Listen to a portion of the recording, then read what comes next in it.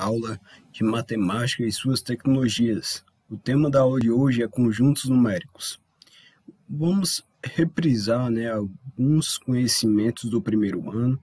Sou o professor Roberto da Rocha Miranda e vamos começar a nossa aula de hoje.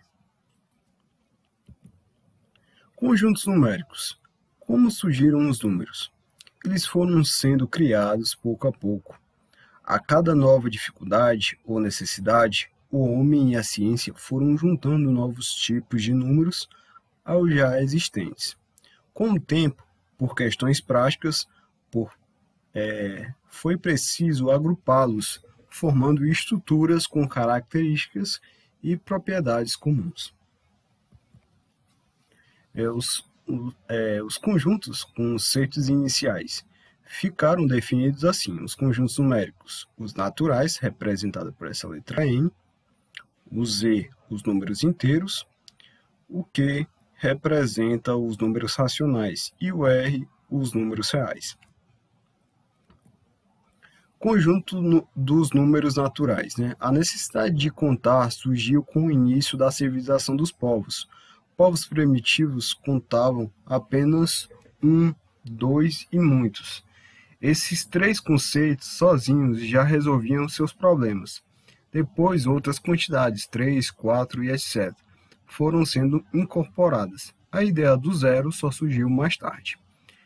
Números utilizados para contar formam um conjunto dos números naturais, que é o N, definido assim, Aqui você tem o conjunto N igual, você abre chaves e coloca os elementos.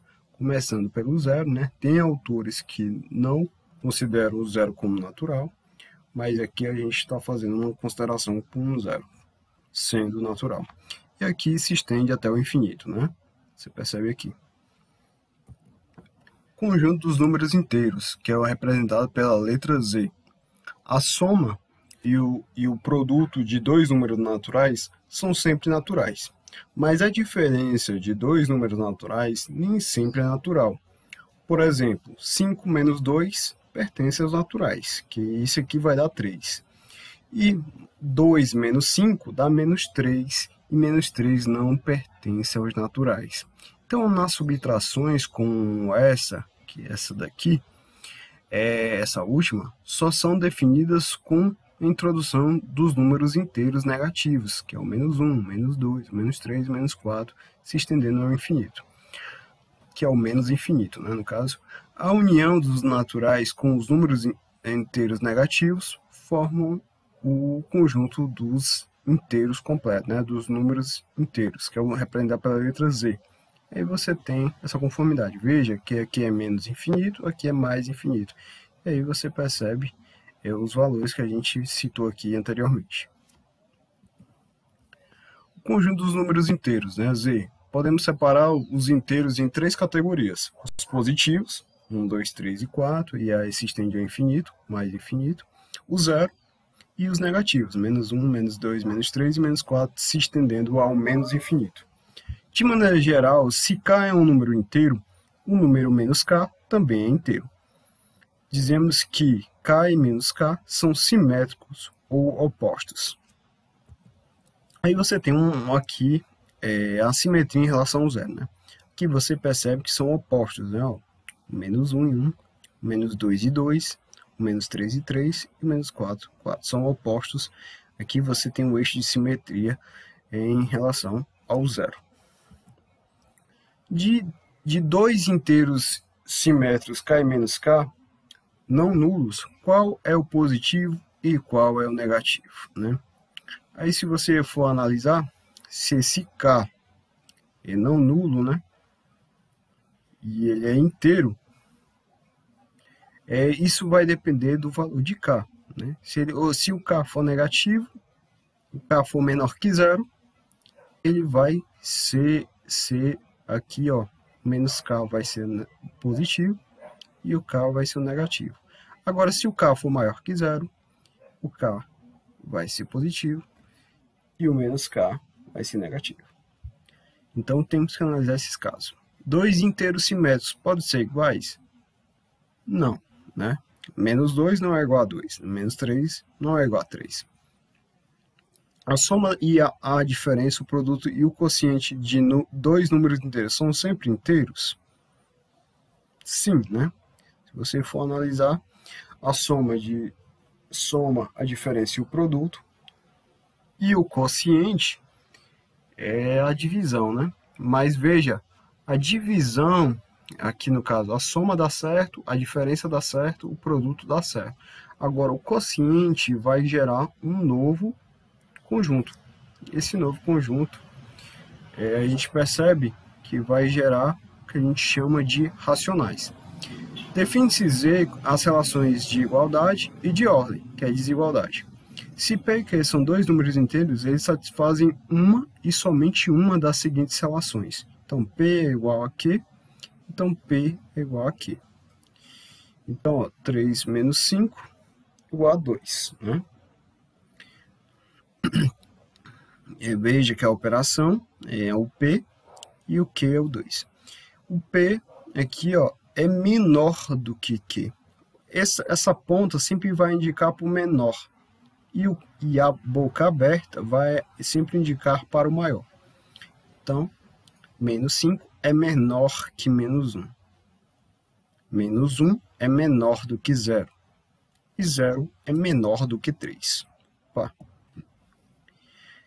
P é maior do que Q. Aqui, se você olhar aqui, essa região aberta sempre vai indicar para o maior.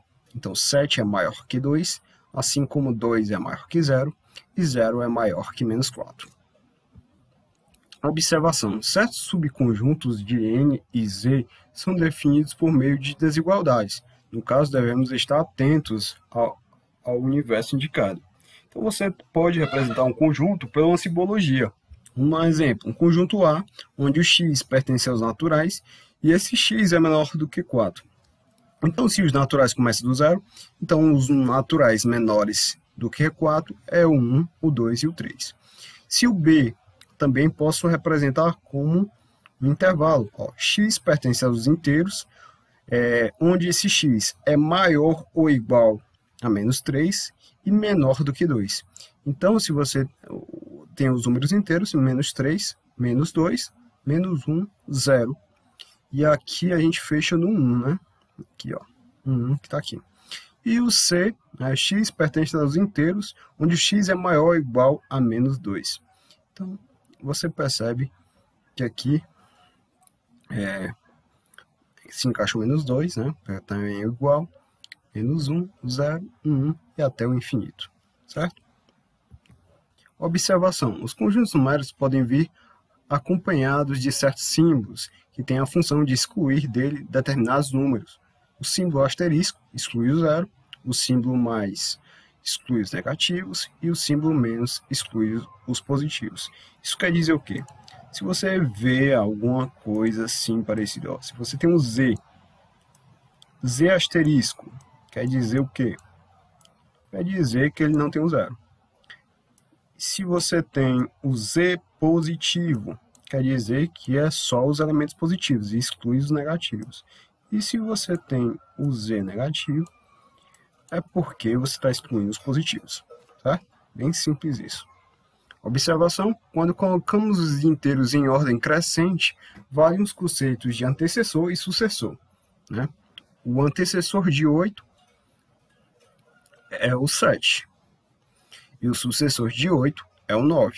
Identifique entre as sentenças a seguir as que são verdadeiras. O antecessor de menos 6 é menos 5, né? Então, se você for olhar na reta numérica, o menos 6 está aqui. Então, o menos 5 vem antes? Não, né? Ele vem depois, certo? Ok? Então, é falso. Até porque ele é maior, né? Se P é inteiro, né? Se P é inteiro, seu sucessor é P mais 1, né? E seu antecessor é P menos 1. Isso é verdade. Se P é par, né? E Q é ímpar, Então, P mais 1 vezes Q é ímpar. Então, vamos ver aqui, ó. Todo número par, ele está no formato 2K. Então, vou botar aqui 2K mais 1 vezes o Q que é ímpar. 2K mais 1 também, né? Aqui, para ver o que dá. Vou botar aqui um K diferente, né? Porque esse Q pode ser diferente desse P mais 1. Então, se eu fizer essa multiplicação, vai dar 2K vezes 2K' mais 2K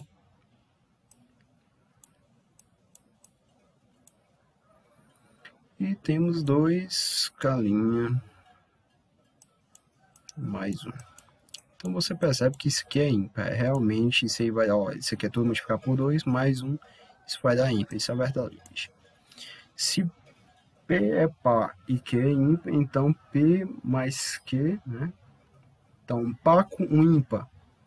Par com ímpar vai dar ímpar. E ímpar vezes par, isso aí é par, verdade. Né? Multiplicar um par vezes qualquer coisa vai dar um par.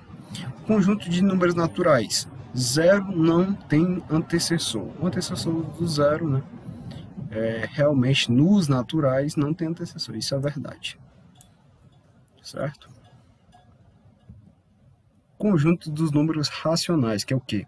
A necessidade de operar com grandezas que nem sempre podem ser representadas por números inteiros e, consequentemente, exigidas subdivisões, levou à criação dos números fracionários. Aqui você tem os números de fração, etc. O 3 sobre 5, o 8 sobre 7 e 1 sobre 10, etc. As divisões com essas são definidas com a introdução do conceito de número racional. Então, a gente vai frisar mais nos próximos vídeos sobre o conjunto dos números racionais. Então, terminamos aqui o vídeo. Agradeço demais a presença e a participação de todos vocês e até a próxima.